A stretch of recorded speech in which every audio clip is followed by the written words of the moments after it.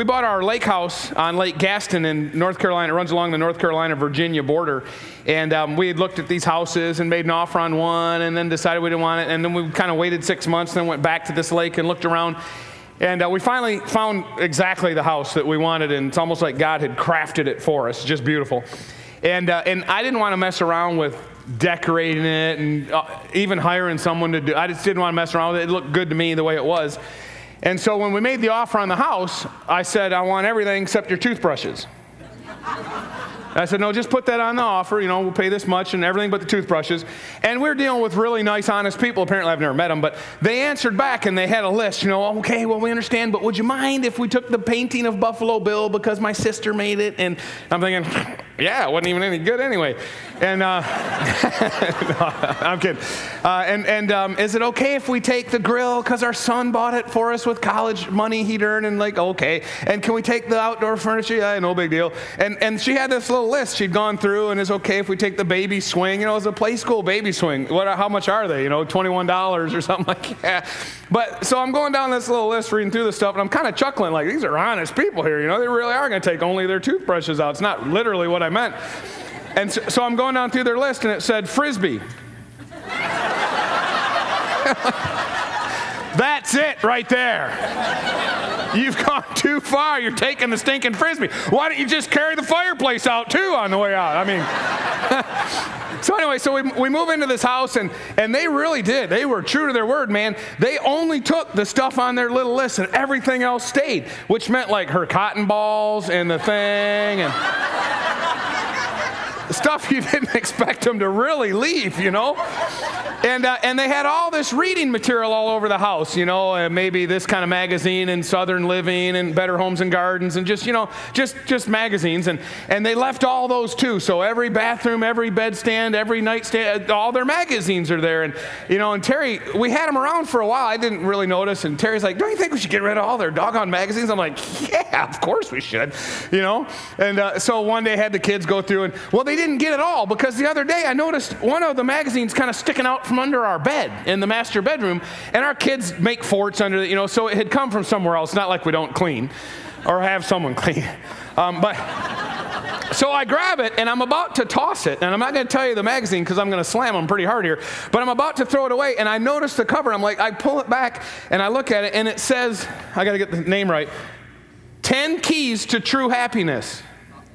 And I thought, well, this ought to be good. And I had a positive intent with this article. I thought there might be some stuff because I read widely, and I look for all kinds of different things to spark my creativity and kind of feed what I do for a living. And so I just stand there and I'm kind of flipping through it. And as I'm reading it, I can't believe it.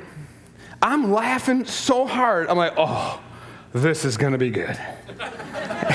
And so, I mean, I'm going to read these to you, and I'm going to quote where necessary to help you understand exactly why I was laughing so hard. So according to this article, the 10 keys to true happiness begins with number 1, wealth. There, hey, it was in print, right there. And I have to read you what it said. Quote, whenever and wherever they look, scientists, now let's stop right there. The term scientist has been misapplied in so many ways. There's not a lot of science that can, not true science, that can really be brought to bear on quantifying something called happiness. All right, but anyway, they'll throw the word science around. Scientists find that, on average, wealthier people are happier. Quote, and this is where it really gets good. Once your basic needs are met, money only seems to boost happiness if you have more than your friends.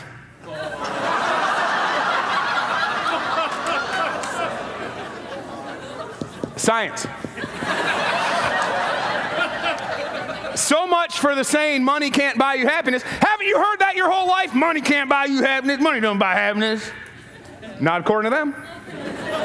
Number 1 key to true happiness is wealth. And something inside you saying, of course it is. I suspected it all along.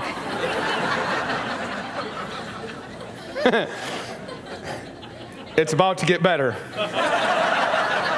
The number 2 key to true happiness, according to these scientists, is in the category, the word they put there is desire. You think, what?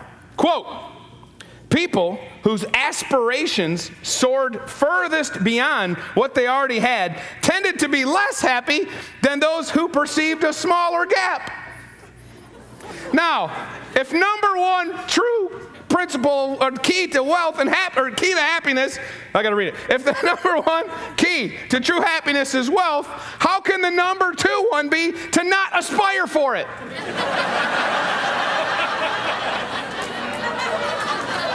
You can only be happy if you're wealthy if you don't want it. This is genius. So much for dreaming big. Number 3, intelligence.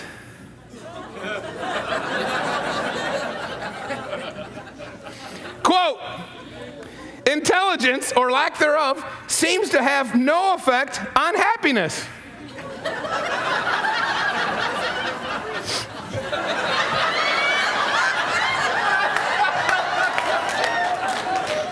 So much for ignorance is bliss. Don't they know any sayings at all?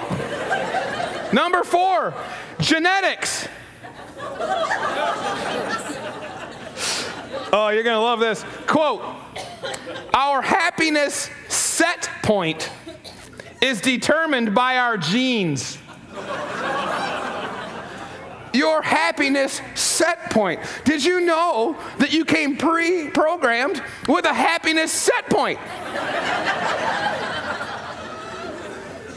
Your mom pushes, baby comes out, little spank from the doctor, little cry by ear, and they look down, oh, this one's got a great happiness set point.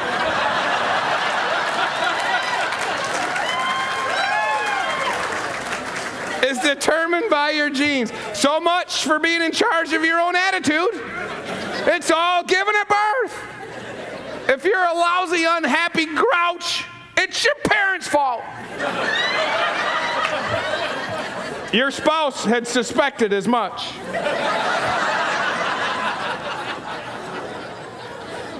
Oh, we're just getting started. Number 5, I could not have sat down and come up with a fictitious article that would be funnier than this. Number 5, so keep track, wealth, desire, which means you got wealth but you didn't want it. Intelligence, doesn't matter if you're dumb or smart. Genetics, you had a set point at birth. Number 5, survey says, beauty.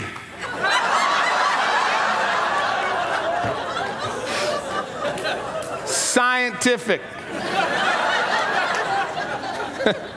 Quote, good-looking people really are happier, unquote. So much for the rest of us. And some of you. Number 6, and the first one I agree with. Number 6, friendship.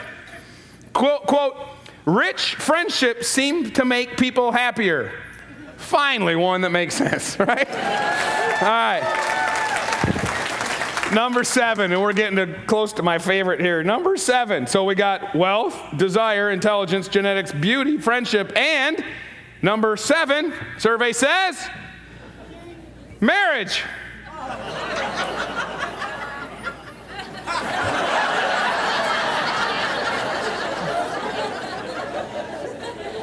Oh, you're going to love this quote. Quote, there seems to be a happiness effect around getting married.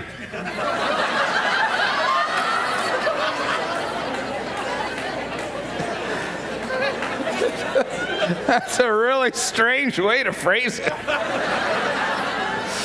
When I grow up, I want the happiness effect of getting married. Oh, but it gets better. Quote, this sentence, I can't believe they could write this sentence with a straight face. This is the highlight of the article for me. Quote, You're not going to believe it. Quote, anyone can improve his or her mood by getting married.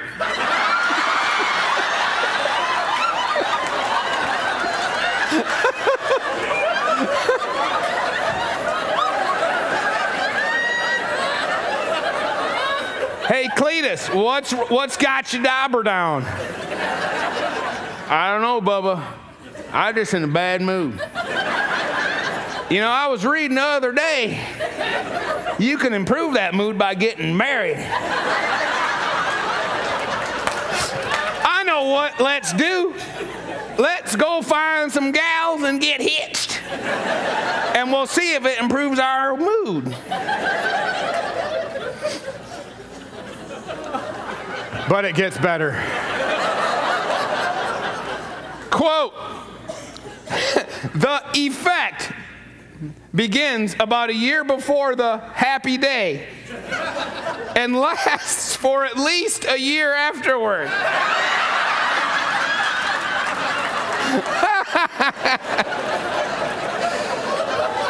It might not last long, but 2 years is better than nothing, Bubba. Let's go improve our mood. Oh, someone bought this magazine. So much for people like my parents who just celebrated their 50th anniversary. They apparently didn't realize they were supposed to get remarried every 2 years. They missed out on 25 happiness events, mood boosters that they could have had.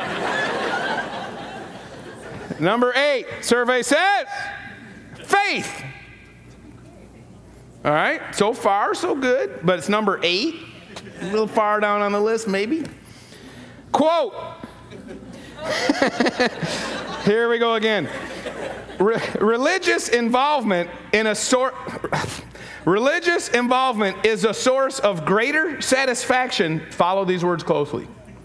Religious involvement is a source of greater satisfaction than other socially inclusive activities such as book groups.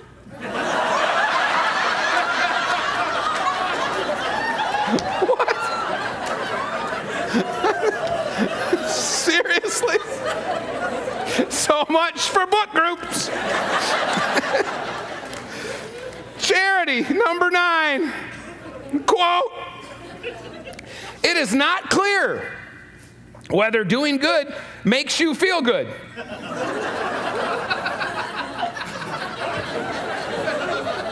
I'm afraid someone is going to lift my voice saying these things and put them somewhere saying I meant them, you know? I need a watermark over these somehow, you know, not Chris's words, you know? It's not clear whether doing good makes you feel good, comma, or whether happy people are more likely to do good.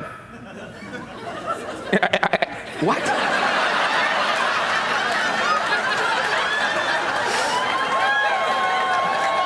So much for the only way to be happy is to give happy. And number 10, age. Quote, older people are happier because they have learned to focus on the things that make them happy. Oh yeah, of course they have. Being very careful how I say this, how many of you have known older people who focus on some stuff that isn't what makes them happy? Like their gallbladder and their health problems and the government, right? So much for the joys of youth. So to summarize the wisdom contained in this boundless article, to be happy, you need to get wealthy, but not want to. Be as dumb as you want. Hopefully you have the right happiness set point at birth. You must be good looking. Have friends who are also good looking from the right gene pool with rich folks. Get married every 2 years. Get involved in a religious book group. Might as well put them together, you know what I'm saying? Best of both worlds. Only give if you're the kind that wants to. And by all means, get older.